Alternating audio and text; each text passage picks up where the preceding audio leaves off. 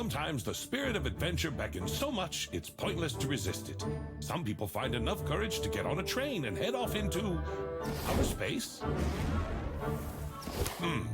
No. Also no. Wrong again. These are all wrong stories. Ah, there it is, the forest.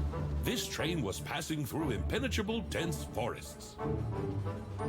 However, that was not a nameless journey, but a long way up here, right into the heart of the endless snowy nowhere.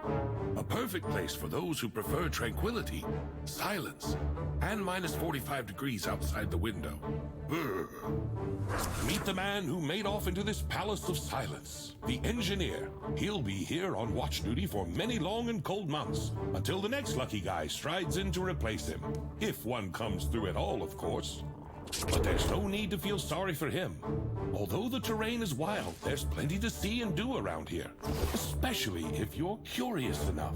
Fortunately for my story, engineers are almost always inquisitive and attentive. These people notice things that elude the average person.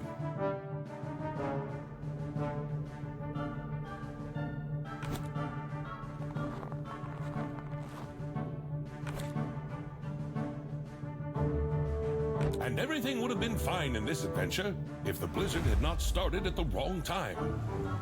The chilly wind blew the engineer off the trail, which he immediately lost sight of. His fingers instantly turned into ice like everything else around him. The last hope of salvation, a map of the terrain, treacherously slipped out of his hands. Luckily, the video's timing didn't allow the engineer to suffer for long. All of a sudden, in the middle of snowy nowhere, it appeared. A door to... Where to, by the way? The building didn't seem to be on the engineer's maps. Anybody home?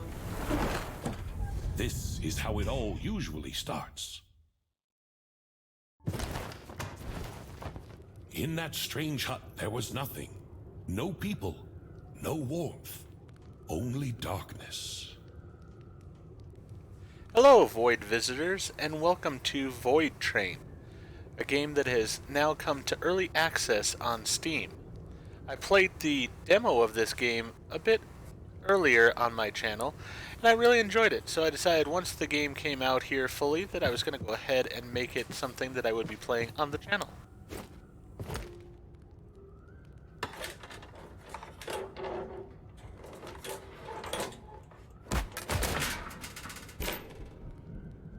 If I were you, I'd look for a key, or something that looks like a key. Maybe just something heavy.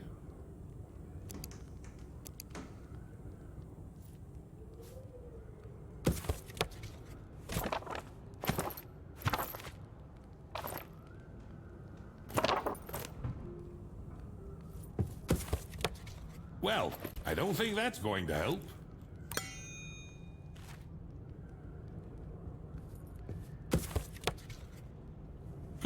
A heavy, blunt object. Gotta grab it.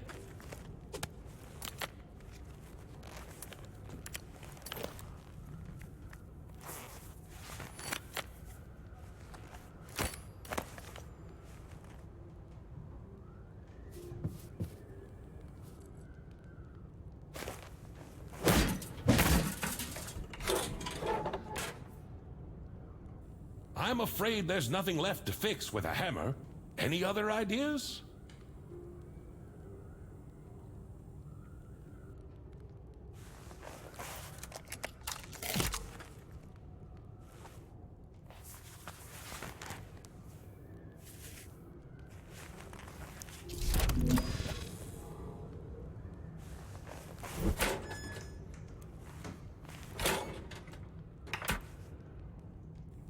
Oh, and so, my glorious hero, having passed all the hardships of his watch, finally obtains a light in order to...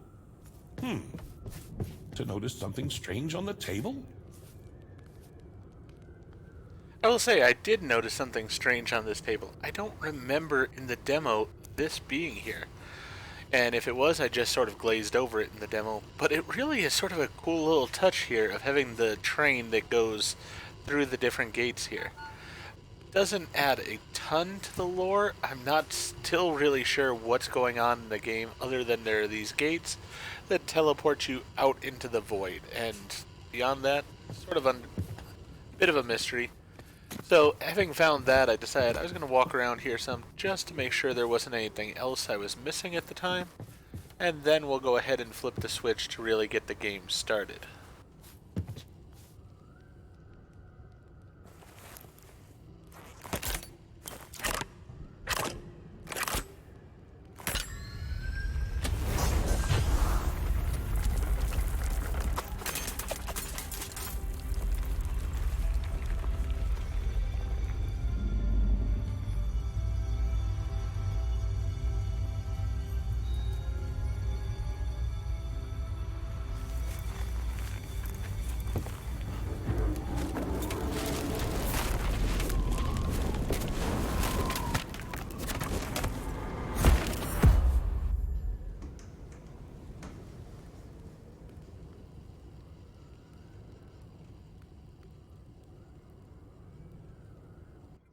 Hey, you all right?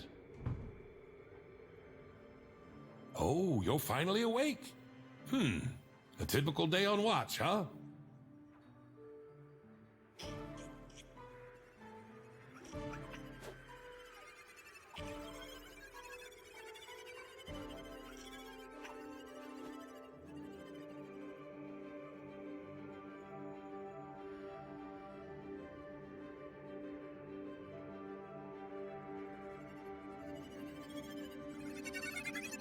Well, this might come in handy.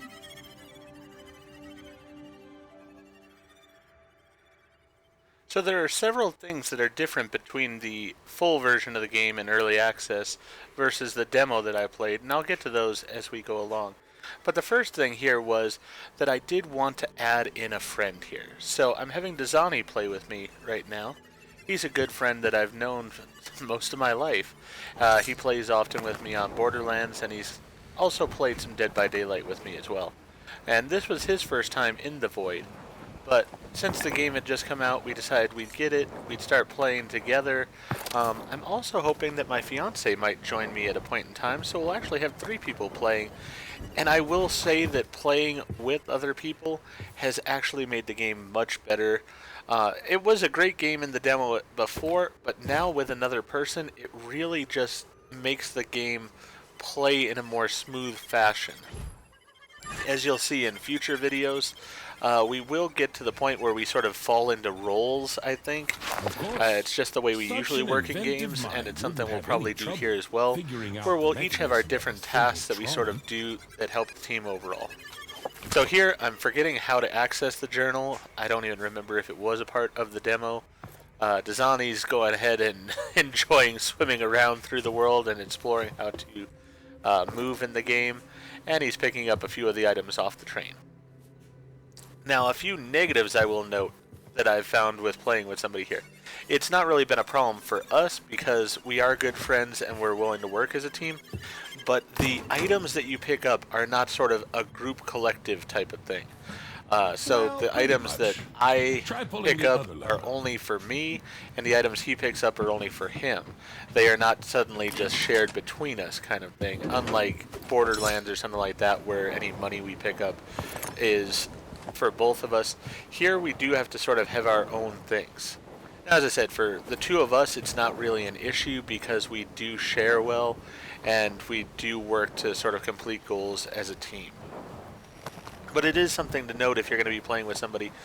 Do keep in mind you do have to cooperate well, or you will have some issues that come up. All right. Now, next major thing that is definitely different than the demo is in the bottom left of the screen, you can see my health bar, which has changed from the look that it was in the demo. But more importantly, below that, there is another bar that I hadn't really even noticed at this point. But that other bar is a hunger bar. And unlike in the demo version of the game, you now actually have to worry about food as a thing. You do have to eat, otherwise you will starve. So that is something we have to keep balancing. And what we find is actually it answers some of the questions that I was left with from the demo, that some of the materials I was picking up in the demo weren't really used before. Now they are. The ice, for example, is used as a food. It can either be used as boiled into water, which we'll get to at a point in time in the game, or it can be just eaten as ice. Now, a lot of the ingredients, if you create a kitchen on the train, I have found, will actually give you more food or more sustainability than if you eat them without them being cooked. So the two things that I've found so far in the game that I can eat, but I know there's a third at least coming up soon, hopefully for me in the game. But the two so far are the ice and the organics. The organics and the ice in their raw forms will give you 5% back on your health. Now, as you can see here, we needed to set up our desk, and Dazzzani had the supplies for it. I did not, so he went ahead and created that. And it is sort of interesting to get to see some of these things from the third-person perspective instead of creating them yourself, because often your view will be blocked by different things like the book and such, as you can see here in this one.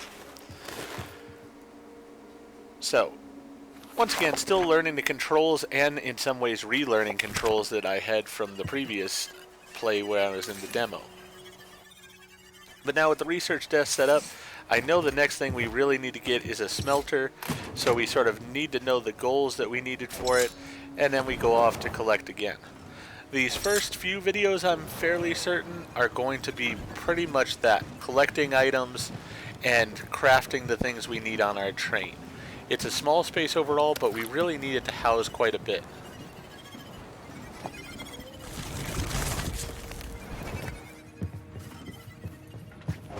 And as you can see here, I'm having to stop a lot less than I did in the demo version because of the fact that Dazzzani's with me. I've got two sets of eyes. We're not missing that much in this way, and so we're able to go ahead and just continue moving a lot more often than we had when it was just me. Also of note, something else different, or at least in the part of the demo that I had played, you'll notice that there are these sort of spore-like plants on some of the rocks that are out in the world. There's two versions of these actually. One version just sort of is like a closed plant, and these explode, but when I've been by them when they've exploded, it doesn't seem to have done any damage to me. I don't know if that's because the game is in early access right now, so it hasn't been an issue yet, or if that is intentional.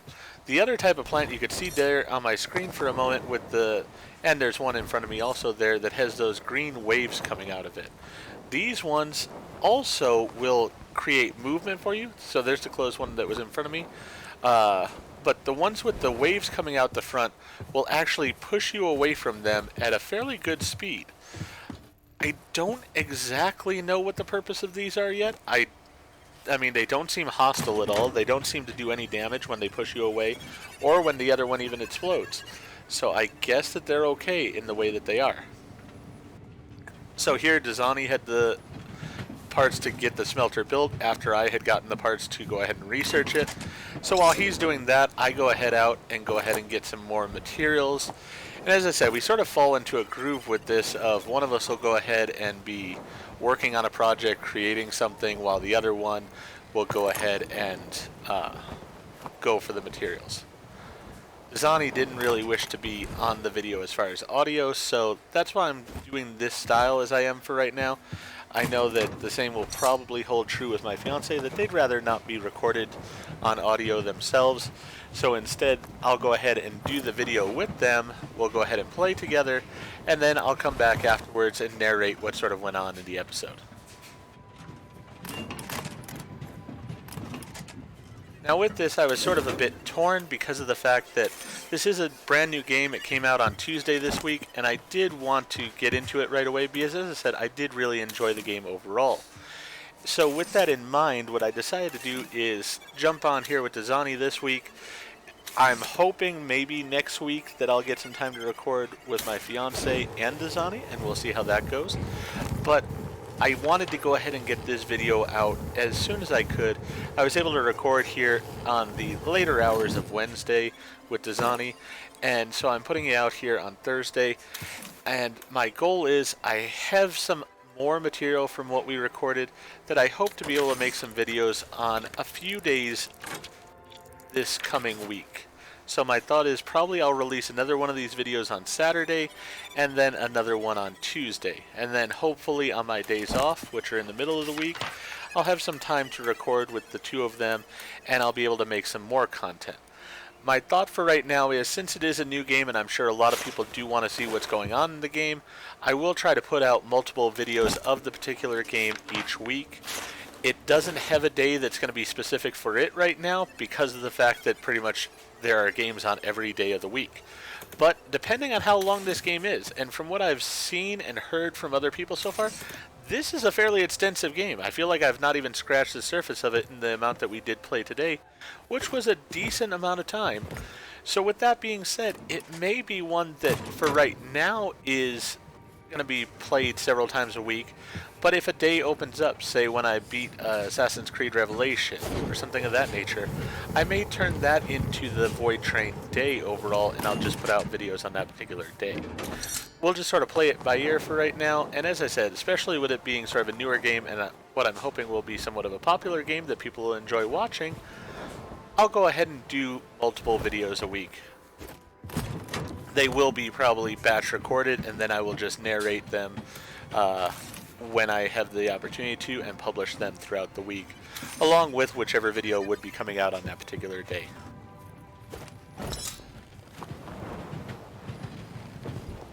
So especially in this video, I felt like I could go ahead and update some of this stuff, because really we're doing very similar things to what I did in the demo of the game. We're simply just swimming out and getting things set up. And these are some of the same exact things that I had set up previously in the smelter, in the research table, everything of that nature. I, again, for some reason, am not paying attention, much like I did in the demo, to the fact that I should follow what it is that they're wanting me to set up, which in this case would be the compartment there, the container. But it's just sort of, I felt like putting the other pieces down first. I felt like having a smelter was an important thing, so I wanted to get that as quickly as possible. And so it is a while before I actually do set up a container. We will get there though.